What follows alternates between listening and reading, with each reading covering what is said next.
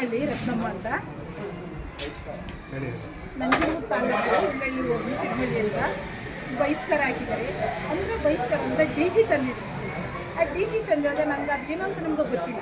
ಇವರು ಹುಬ್ಬಳ್ಳಿ ಚೈತನ್ ಸರು ಆ D ಜಿಯನ್ನು ಕರ್ಕೋದಂಥ permission ಇಲ್ಲ. ಅದು ನಮ್ಮ ಮನೆ ಮುಂದೆ ಹೋಗಿತ್ತು. ಅದು ನಮ್ಗೆ ಏನೋ ಅಂತ ಗೊತ್ತಿಲ್ಲ. ಅದ್ರ ಅಂಬೇಡ್ಕರ್ ಜಯಂತಿಗೆ ತರಿಸಿದ್ರು. 27ನೇ ತಾರೀಕು 4ನೇ ತಿಂಗಳಲ್ಲಿ ತರಿಸಿದ್ರು. ಅದು ಏನಂತ ನಮ್ಗೆ ಗೊತ್ತಿಲ್ಲ ಸರ್. ನಮ್ಮನೆ ಇಲ್ಲಿದ್ರೆ ಸುಮಾರು 1-2 ಕಿಲೋಮೀಟರ್ ಅಷ್ಟು ದೂರದಲ್ಲಿ ಹೋಗಿ ಒಂದು ಕರ್ಕೋಗಿರೋದು. ಅದು ಏನಂತ ನಮಗೆ ಗೊತ್ತಿಲ್ಲ. ಈ ಚೈತನ್ ಸರ್ ಕರ್ಕೋಗಿರೋದು ಗೊತ್ತಿಲ್ಲ. ಇವರೆಲ್ಲ ಮನೆ ಹತ್ರ ಬಂದು ಗಲಾಟೆ ಮಾಡ್ತಿದ್ರಲ್ಲ. ಡಿ ಜಿ ಪೊಲೀಸ್ನವ್ರಿಗೂ ಫೋನ್ ಮಾಡಿದೆ ಚೈತನ್ ಸರ್. ನೀನೇ ಫೋನ್ ಮಾಡಿರೋದು, ನೀನು ಫೋನ್ ಮಾಡಿರೋಂತ ಅವ್ರು ಬಂದು ಡಿ ಜಿ ದಂಗೆ ಕರ್ಕೋಗಿದ್ದಾರೆ ಇಂತೇಳೋ ಅಂತ ಬಾಯಿ ಬಂದ ಹೆಂಗಸ್ರು ಮಕ್ಕಳೆಲ್ಲ ಬೋದಾಕ್ಬಿಟ್ರೋಣ. ಸಿಕ್ಕಾಪಟ್ಟೆ ಬೋದು ಮನೇಲಿ ತುಂಬ ಗಲಾಟೆ ಮಾಡಿದ್ರೆ ಮನೆ ಹತ್ರ ನಿಲ್ಸ್ಕೊಂಡು ನಮ್ಗೆ ತಡ್ಕೊಳಕ್ಕಾಗದೆ ನಾವು ಬಾಕ್ಲಿಕ್ಕಾಯ್ತು.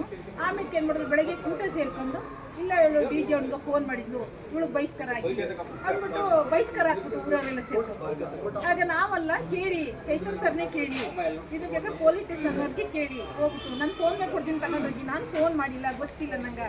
ಕಾಲ್ ಲಿಸ್ಟ್ ತೆಗಿಸಿ, ಇದು ನನ್ನ ಕಾಲ್ ಲಿಸ್ಟ್ ಅಂದ್ರೆ ನನಗೆ ಬೇಕು, ನೀವು ಹೇಳ್ದಾಗ ಗೊತ್ಕೊಡ್ತೀನಿ. ನನಗೆ ನಿರಪರಾಧಿಗೆ ಯಾಕೆ ಹೇಳ್ತಿದ್ದೀರಿ ಅಂತ ಹೇಳಿದ್ರು ಕೇಳಲಿಲ್ಲ. ಬಹಿಷ್ಕಾರ ಸಾರ್ಸ್ಕೊಬಂದು ಕೇಳ್ಕೊಬರಂತ ಪೊಲೀಸ್ ಸ್ಟೇಷನ್ ಕಂಪ್ಲೇಂಟ್ ಕೊಟ್ಟು ಪೊಲೀಸ್ನವರು ಚೈತನ್ ಸರಿ ಏನೂ ಕೇಳ್ತಾ ಇಲ್ಲ. ಯಾಕೆ ಬಹಿಷ್ಕಾರ ಹಾಕಿ ಒಮ್ಮನ ಬಳಿ ಬಿಟ್ಟು ಮಟ್ಟಿ ಅಂತ ಏನೂ ಕೇಳಿಲ್ಲ.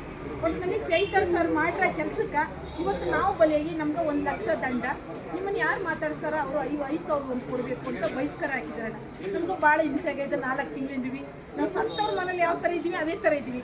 ಭಾಳ ಹಿಂಸೆ ಕೊಟ್ಟಿದ್ದಾರೆ. ಆದರೆ ಅದರಲ್ಲಿ ಯಜಮಾನ ಮಹಾದೇವ ಸ್ವಾಮಿ